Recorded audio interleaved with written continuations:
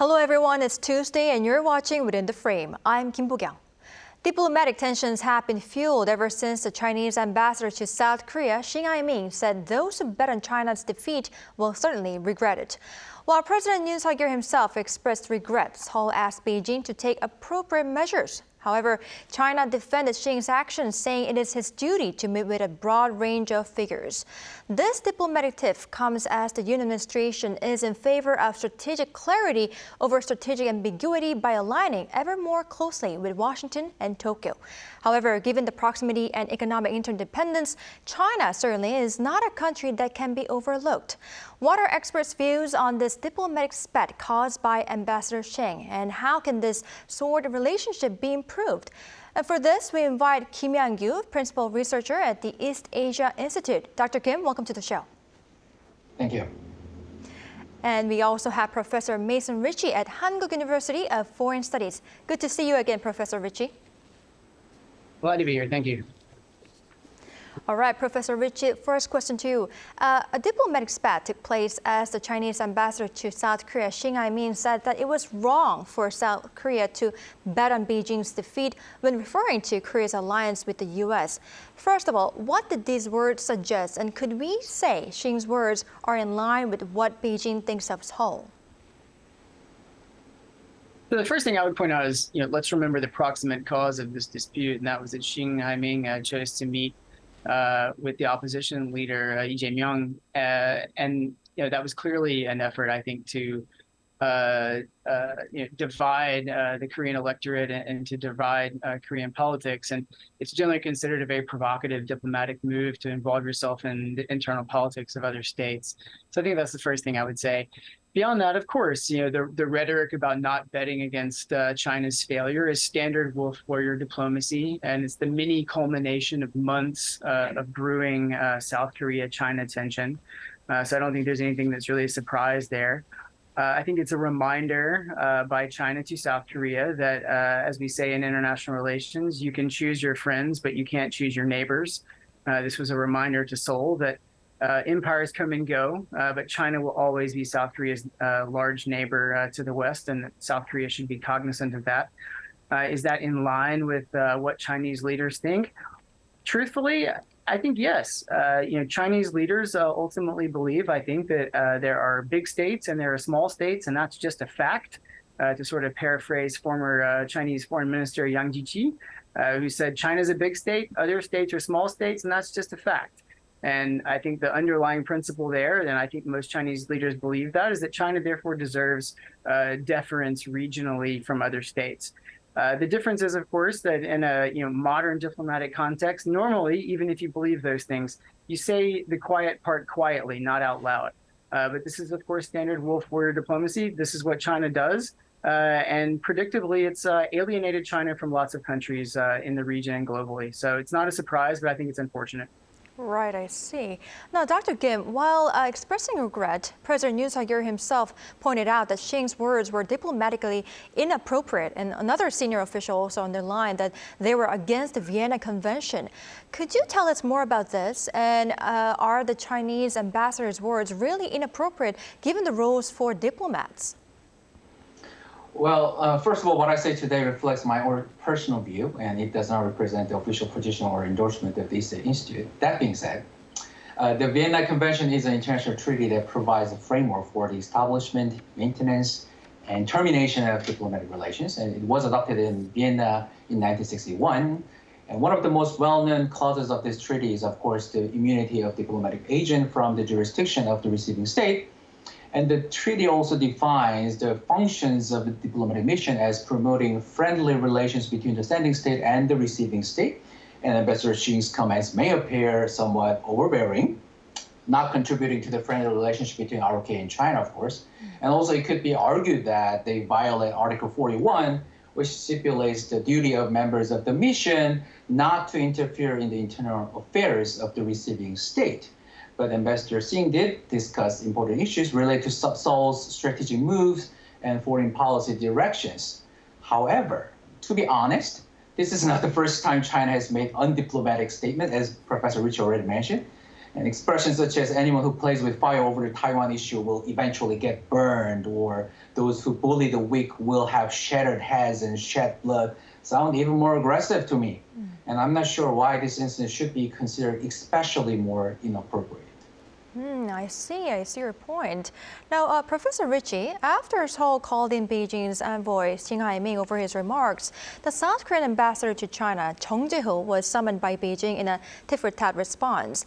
Based on the phrasing used to summon the official, Wei Jin, meaning to promise and meet, instead of Zhao Zhen, meaning to call and meet, some say it was a more cautious and lower-level response than expected. What's your view on this? I think that we're probably a bit overreading this. I think that this was just a fairly simple, standard diplomatic tit for tat. I think this was a fairly standard diplomatic protocol move, and I wouldn't read too much into the specific sets of words that were used. It's probably true that Beijing, doesn't want this diplomatic spat to get out of hand. So that might have been a linguistic way of putting a floor underneath the relationship in this particular instance. But I think this was a fairly standard diplomatic tit for tat. I think actually what's the more interesting question, and to some degree, I don't think we know very much about that unless you have some insight that unfortunately I don't have, and I wish I did. How are Ambassador Chung's relations with his counterparts in Beijing? How much information is he getting out of Beijing? What are his channels of communication? I think in some sense that's actually more indicative of the actual health of the relationship rather than the status of the language that is used in this sort of diplomatic tit for tat. I see. Dr. Kim, to Seoul's call for Beijing to take appropriate measures against Xing, the Chinese Foreign Ministry kept mum, but did say that it's Xing's duty to rather engage and interact with various figures from different sectors in South Korea. What does the ministry's reaction suggest? I believe it is a signal that Ambassador Xing's remarks were not solely his personal views, but reflected the official position of the Chinese government. And during the regular press conference on June 13th, as you already mentioned, the Foreign Ministry spokesperson Wang Wenbin stated that Ambassador Xing was simply carrying out his duties, which involve increasing understanding, promoting cooperation, and advancing China-Korea relations. Wang Wenbin also argued that there is no point in making an issue out of this. And China's media outlet also echoed the sentiment, suggesting that Ambassador Xing's word may be blunt, but offer a valuable advice to Seoul. And subsequent reaction and the tit-for-tat move to summon Korean ambassador to China, Chung Jae-ho, I just mentioned, expressing China's serious concern and dissatisfaction over the incident, further demonstrate that Ambassador Xing's words indeed reflected the official position of Beijing, I believe. Right. Professor Ritchie, moving on. Diplomatic spat itself was quite worrying, but what people were most worried about in this diplomatic tiff was whether China could flex its muscles as it did after South Korea's deployment of the THAAD anti-missile battery on the peninsula. Is there a possibility this spat could lead to further economic struggles? Sure. I don't know if this particular spat, but this particular diplomatic problem fits within a larger constellation of relations between South Korea and China that have been deteriorating slowly but steadily over the last few months. And certainly there are things that South Korea might decide to do, things that are its sovereign right, of course, that might cause China or lead to China responding in a much more aggressive way that reminds us more of the response after the installation of the THAAD battery and the lead up to the THAAD battery. So there could be another THAAD battery that might be coming at some point, general missile defense linkage between South Korea, the United States, and Japan, a ramping up of trilateral military cooperation. So in some sense, any of the violation of what were known as the three no's previously, those could all lead in some way to Chinese reprisals. But I would point out China has its own issues. It has internal problems, whether those be economic, whether those be demographic, whether those be the problems that it's having with its strategic partner, Russia. China has other interests, and it might not consider, provoking South Korea unnecessarily to be very productive. And the other wild card, of course, is U.S.-China relations. Antony Blinken, the Secretary of State, his visit, might help set up guardrails in U.S.-China relations that would have a positive spillover effect to better Chinese behavior vis-a-vis its regional states as well. Right. We will talk about Antony Blinken's visit to China, but before that, I'd like to ask this question to our Dr. Kim. A group of lawmakers from the DP made trips to China amid such tension, one to meet Chinese officials and business people, while another attending the Tibet Expo on tourism and culture. The ruling party called this trip inappropriate, but the DP congressman said diplomatic activities are needed, especially at a time like this. What are your views on this? Well, in principle, it is beneficial to have exchanges at various levels and in various fields, as emphasized by Foreign Ministry spokesperson Wang Yanbin, because it really helps increase communication, friendship, trust between South Korea and China. However, Beijing is expressing its candid views to the leader of the opposition party only and inviting lawmakers from the opposition party only. And I think this appears to resemble a wedging or divide or rule strategy, as Professor Rich already mentioned in his remarks. And I'm deeply concerned that the relatively insignificant issue is so rapidly politicized, leading to a major diplomatic dispute between South Korea and China. Right, so worries are over politicization of this specific matter. Now, Dr. Kim, one more question. Perhaps as part of an effort to resolve this issue, Foreign Minister Park Jin is expected to have an opportunity to meet his Chinese counterpart at the Asia-Pacific's Security Forum that will be convened next month in Indonesia. And as the minister said, could there be a natural opportunity? And if there is, what should be discussed? Well, I genuinely hope so, and that is the main reason why these international institutions matter so much. And if they manage to create an opportunity to sit down and talk, I really hope they have a candid and constructive dialogue similar to the one Secretary Blinken and Foreign Minister Xing had over the weekend. And when they do so, I hope both diplomats from Seoul and Beijing can apply the principle of the Global Security Initiative that President Xi Jinping suggested last year. President Xi emphasized that humanity is a community with a shared future where all people rise and fall together, emphasizing the interconnectedness of everybody's security. That is why we should oppose the pursuit of one's own security at the cost of others and stay committed to taking the legitimate security concerns of all countries seriously. I genuinely hope that Beijing also adheres to this very principle that is suggested. I'm not sure why strengthening U.S. extended deterrence on the Korean Peninsula is seen as pursuing South Korea's security at the cost of others' security. North Korean KN-23 missiles, solid fuel missiles believed to be capable of carrying out nuclear tactical warheads, can reach any part of South Korea, and Pyongyang has officially declared that they can use nuclear weapons to ensure victory in the early stage of war. Should the South Korean people be concerned about this? And it is not natural for us to think about the measure to neutralize this threat, given that South Korea does not have nuclear weapons. Then the true realization of the global security initiative that China suggested begins with mutual respect and candid conversation, where we listen to each other's concerns with an open mind. I sincerely hope that Foreign Minister Park Jin and his Chinese counterparts have the opportunity to engage in such a conversation. Right, I see your point. Let's hope for the dialogue to take place. Now, Professor Ritchie, shifting gears a little bit here. In the first visit by a U.S. Secretary of State Antony Blinken to Beijing in around 5 years, he sought to cool down the heated tension between the two countries. What was mainly discussed during his visit, and what caught your eye the most? I just want to say really briefly, this makes for bad TV, but I think that Dr. Kim's responses have been very sophisticated and right on point so far. That might make for bad TV, but I think it's true. So as to your question, I mean, the things that were discussed, I mean, in the first place, to some degree, the point of the visit was simply to have the visit. It was already delayed because of the surveillance balloon incident. And so part of the point of having this visit was to get things back on track and to build some guardrails into this all-important relationship. More substantively, of course, obviously Taiwan is a huge deal for China, and they made very clear that for them, this is an absolute red line that they simply cannot countenance crossing, and that remains a huge sticking point. That certainly wasn't anywhere near solved We can't say that there was any progress made whatsoever in that area. Not that anyone expected it, of course.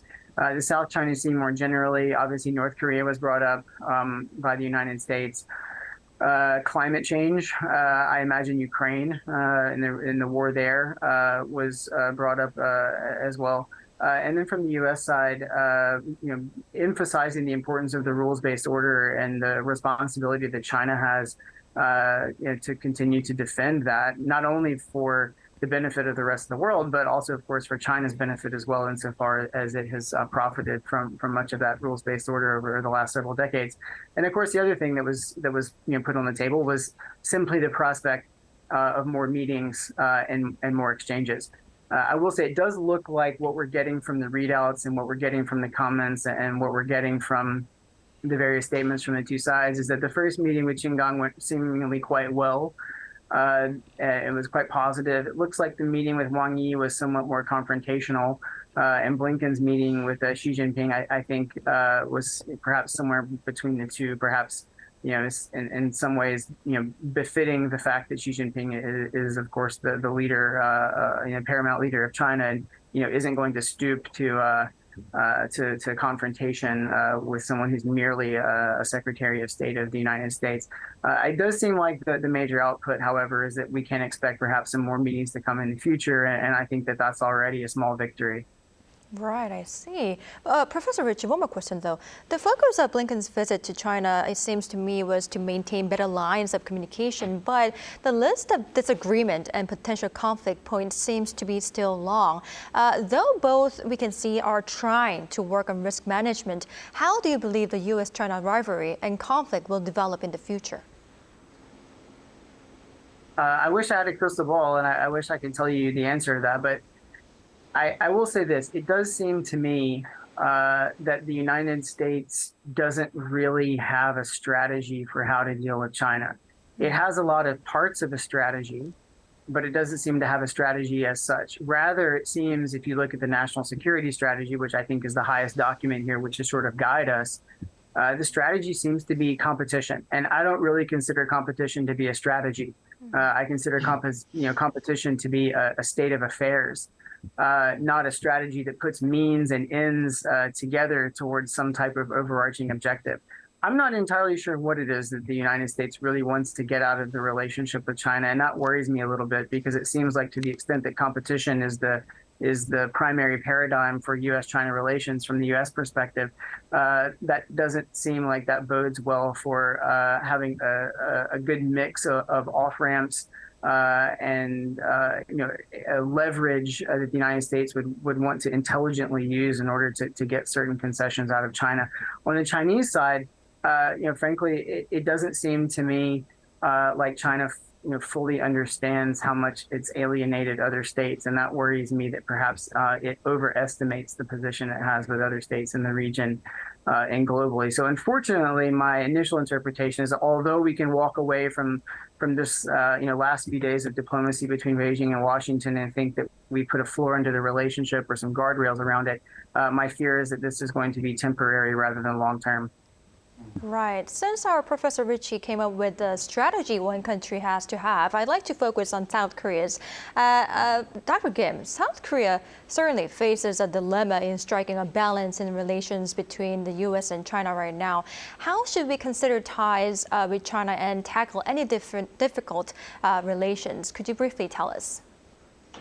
Well, that's a very important and tough question. And although Professor Ritchie basically just said that the United States doesn't really have strategy, but I think U.S. really signaled that it wants to change the direction a little bit because it has been emphasizing decoupling, but now it's saying de-risking. But I still believe, as Professor Ritchie said, that Washington would not change its policy to restrict China's ability to catch up with the United States in cutting-edge technologies and industries like AI and semiconductors, and modify its commitment to defend Taiwan in case of any unilateral attempt to change the status quo by force. So I don't think many things could change much fundamentally in the near term. The question is, what should we do? First, I think the ROK-US alliance is the cornerstone of our national security, and I think that should always be our top priority. But that does not mean that we always have to agree with Washington on every single issue. And there are also various ways to express our principles. For instance, we can continue to oppose any unilateral change of status quo by force in the Indo-Pacific region. However, we can use the terms like positive words in conveying these sentences, such as like, we support peaceful changes in the status quo through mutual respect and agreement, rather than saying we oppose any unilateral changes. Although it may seem very trivial and such a very subtle distinction, but I still believe that this can make a significant difference in how the message is delivered and perceived and received by the Chinese people. What I worry really most is that, like this incident that we just talked about, it really exacerbate the mutual perception of Chinese and Korean people toward each other. And almost all public surveys now show that more than 70% of Koreans have negative impression of Beijing. And if it becomes a constant variable, I think the room for diplomacy will diminish significantly. So I think it's now time to strive to have frequent meetings with Washington, the Beijing and Seoul, avoid making statements that could further exacerbate the mutual perception of Koreans and Chinese before it is too late. Right, we'll have to come up with better solutions and ways to, improve our relationship with China, given the proximity and the interdependence we are seeing right now. All right, unfortunately, this is all the time we have for today's edition. Thank you, Professor Ritchie, and of course, Dr. Kim, for your insights. Really appreciate it. Thank you. Thanks for having me. All right, that's all for Within the Frame tonight. We'll be back tomorrow with more in-depth stories. Thank you for watching, and goodbye.